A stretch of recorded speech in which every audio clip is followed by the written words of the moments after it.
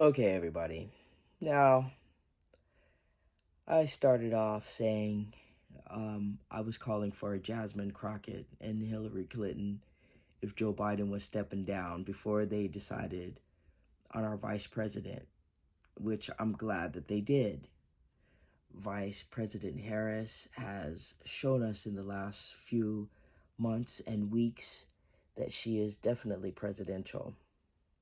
On the other hand, something that I tell my children, the three rules that I tell my children before we go out on recess, before we go to field trips, before I say goodbye to them on summer or winter break. Follow the three rules, which are the first rule is to follow all the rules. The second rule is to be a good sport. That means to win well and to lose well. The third rule cannot work unless you do the first two rules. The third rule is to have fun. Now, Trump is not making this fun at all because he's not following any of the rules. He's not a good sportsman. He does not win well. He does not lose well. And that's why he's ruining the fun of picking our next president for our country.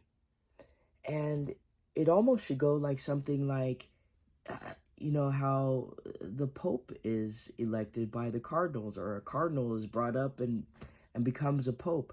They all vote for him, but they don't, at the end of the day, disperse. There probably is bickering and there's probably stuff, but at the end of the day, they're still all for Jesus, and at the end of the day, we're still for America. And we're still for our Constitution, our country, all of our creeds and national mixture that we have here. We shouldn't just put all of the different type of races in a blender and blend them up. That's not what we mean by a salad. My salad has to have the separation of the cucumbers, pickles, and tomatoes and avocado. I want to taste them all in individual, but together. And that's what we have in this country. But Trump and his supporters are making it not fun at all.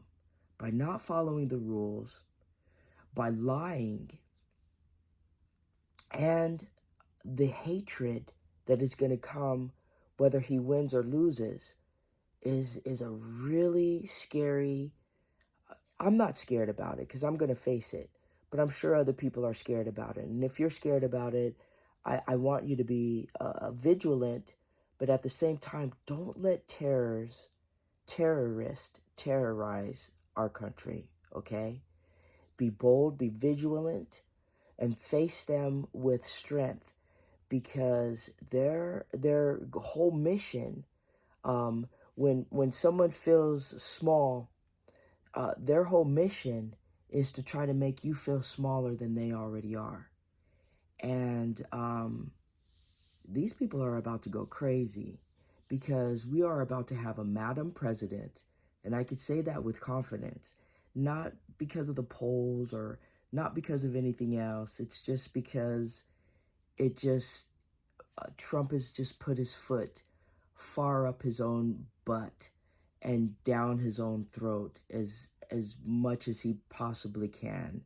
And the only people left supporting him have also been under a Jim Jones spell. And we got to help these people. These people, they're going to be super angry. They're going to be super in trouble because the military is going to have to be deployed to, maintain peace at our voting boxes in our community. Because even after she wins and they go cuckoo, or he wins and they go cuckoo, we're going to need some peace maintained here in our country.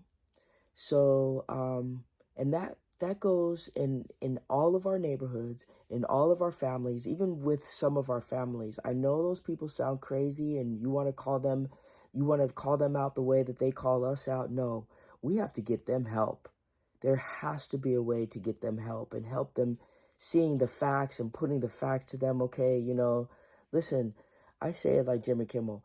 If the American people speak and this man is hired again, he is our president. We had to deal with 4 years of it. We didn't like it, but he is our president.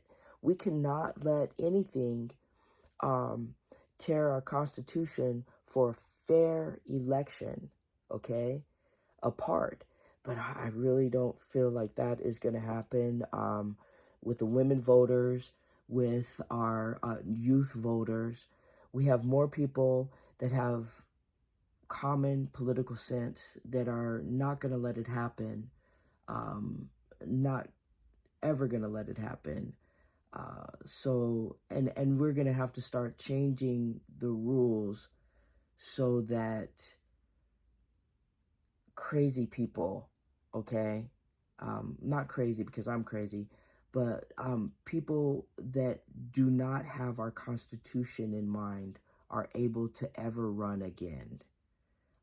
People that don't have the experience. Maybe we need to put some sort of I mean, it's on every other job. It should be on this job too.